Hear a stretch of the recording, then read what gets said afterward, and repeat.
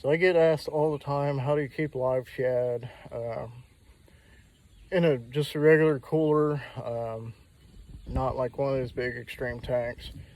Um, you're not going to keep shad in here for like 4 or 5 days or however long they can keep it, but it works fine. I've kept shad in here about this size, and that's probably 6 inches, for about 36 hours before they start falling out. That's plenty of time for me. So you don't need a big tank to keep them. So it's more about taking care of them and having the water right more than anything. But it starts, and I studied this a long time ago because I sucked at it. I wasn't no good. When you catch a shad, you can't just throw them in the tank, okay? Especially if you catch these big ones like this. It's probably 10 inches. You catch a shad or you go out on the dock or whatever, you need a bucket of water, and you can use a bubbler too. That helps. But when you catch a shad, you need to put them in the bucket first for about 10 minutes because they puke and they let off a lot of ammonia.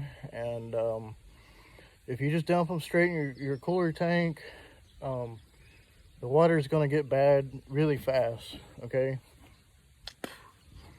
So that's called purging the shad, and they let off a lot of ammonia, they puke, a lot of slime comes off of them. So it takes 5 to 10 minutes is what you have to do. And I usually put 20 of them in a bucket, and then I'll put them in the tank. And you can't like beat them up. You can't beat them up whenever you pull them up out of the net either. I try not to. When you pull them up, let them out real easy, and then don't beat the scales off of them. If the scales fall off of them a lot of the scales, they'll die. So put them in the bucket first, and you have to purge them. And then from there, it's really, you don't need a bilge pump, you don't need a filter system unless you want to keep them for a longer amount of time. You can use well water. You can use tap water that if it's not too hard, like Scioto County water is not that hard. It doesn't have a lot of stuff in it. I know the water out in Waterloo is very hard, and it kills bluegills. So you can put some chemical in there that takes the chlorine out of the water, or you can use creek water, or you can put tap water in here and let it sit for about a day, and that will dechlorinate it. All right. So the other thing that I do is I get rock salt, or water softener salt, whatever you want to call it, rock salt, whatever. And the idea behind that is you put it in the water, and it creates a salinity in it, and it de-stresses the shad, and it keeps them from being so stressed out where they get red nose and their slime coat falls off and then they die. I don't know if you really have to have salt or not, but that's what I do. I've never had a problem with it. The idea, you want to use 1.5 cups of the salt per 10 gallons of water. So if you have 20 gallons of water, you want to use about 3 cups. And I usually just measure it by the handful like that. I figure that's probably about a cup.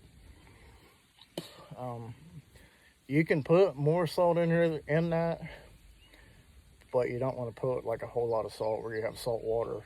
And I'll add salt through the night, whatever I think is right. So that's the first 2 steps. You got to have good water, and you have to purge the shad first. Okay, if you don't do that, you're wasting your time.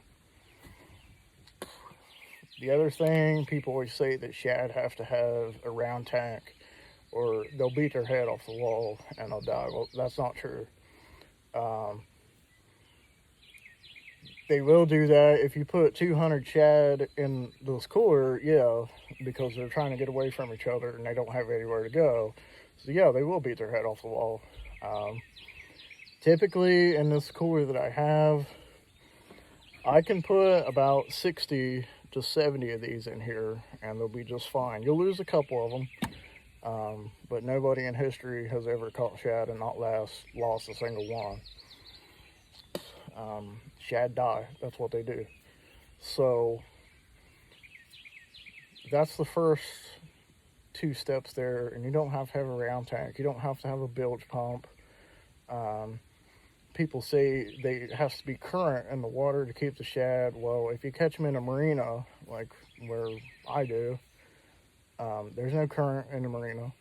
It's just pretty much standing water. Yeah, that's not exactly true. Now, if you want to keep them a long time, I don't know, maybe 4 days. Filtration system, they can go a while without having a filter in them. Like I've said, 2 days. I've kept them for 2 days before they really started falling out on me. If you want to keep them longer, then you can keep changing the water out, and they'll stay alive. But the thing, when they have cool water, you don't want to cook them. You have to have some type of insulation, like a cooler, or you can build something at home and put bubble wrap around it, or expanding foam, whatever. I just want to keep the water from getting too hot on them, and then they're generally fine. So this is the setup that I use. This is the soap. You can get this at Lowe's or Walmart or Home Depot. They probably have it at any hardware store, but I get it at Lowe's. This is 40 pounds. After taxes, I think it's like it was $7.49 for 40 pounds. That'll last me all year. The cooler, this is what I use. You can get them at Walmart or wherever. This is the big one. This is about $65 or $70 a piece at Walmart. I have 3 of them. It works great. It keeps the water cold. It works good for if you want to go to Sandusky and catch like 600 pounds of shad. It holds ice forever. So, and that's what it says. But I put some in here last Thursday night. Groundwater out of the well is usually about 55 degrees. And by the morning, the next day, it was still pretty cold. So I run one of these pumps, one of these aerators. You can get these at Walmart in the aquarium section. These are like $10. I've had this one for like 10 years and it still works. It's 120 volts. It works great. It's got 2 I guess attachments you'd call it right there. Never had a problem with these. I have 2 of them. I'll usually keep bluegills in one of these coolers. I'll keep shad in the other one. This thing right here, this is a DC power inverter. Okay, this is where you get your 120 volts off of your truck. If you have a newer truck that has outlets like this, you can use that, but my truck doesn't. So this plugs into your cigarette lighter. I keep it in the front seat. It's got a voltmeter on it. It'll tell you when the batteries are getting low. I've let 2 of these run before for 2 days without ever starting my truck, and it will not draw the battery down, or it dies. I've used these all night, like out at Shorty's, and never moved for 10 hours. Never started my truck or nothing. It works fine. The current draw on these isn't very much. So the other good thing about these, right there, you can undo those and you can put a jumper on there.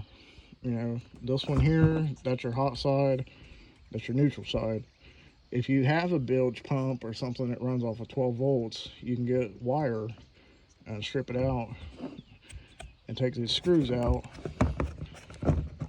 somehow that comes off there, but you can put a jumper on this and you can get 12 volts on this side of this thing.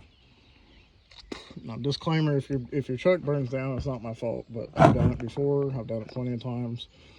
It works just fine. Plug an extension cord into that, run it through my truck out the window, or just shut it the door, and I'll plug that into it. And of course, you get your air line. I use 2 of them. Just drill a hole in there with a drill. And these are the aerators. I like to use them. You can use whatever you want. I don't recommend the little bubble stones. These are pretty nice. I've had these for a long time. Brand new. They have suction cups on the bottom of them, so they'll stay, you know, where you want them. But they fall off. But these seem to work pretty good. I use 2 of them in these coolers. So yeah, the other thing about keeping the shad is they foam up really bad. Okay, and if you get too much foam on top of the water, where they continue to release ammonia and, you know, carbon dioxide. All fish do, especially goldfish. You can use foam off, or a little bit of peroxide. I've heard people do that, or you can use just regular coffee creamer. Okay, it sounds like bullshit, but it's not.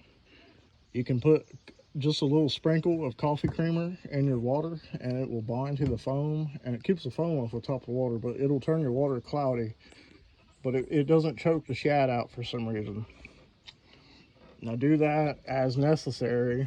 You don't want to put like a whole can of coffee creamer in here. It doesn't take much. And at nighttime, when it cools down a little bit, I'll leave the lid open. That way, when I walk back to my truck to get another piece of bait, you know, I'll take my dip net and just stir the water up, and that'll keep the foam off for about 30 to 40 minutes. And I'll just keep doing that.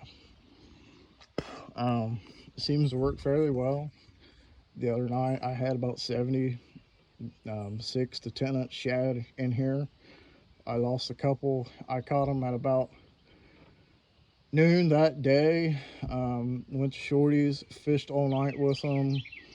The next morning, it was probably, I don't know, 7 or 8 o'clock in the morning. I had, I don't know, maybe 15 left, and I gave them away, and they seemed to be fine. They didn't get red nose or anything.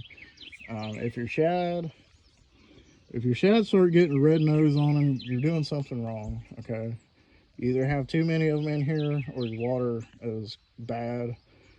They get stressed out. Once they get that red nose, it's pretty much over. They're not going to last too much longer.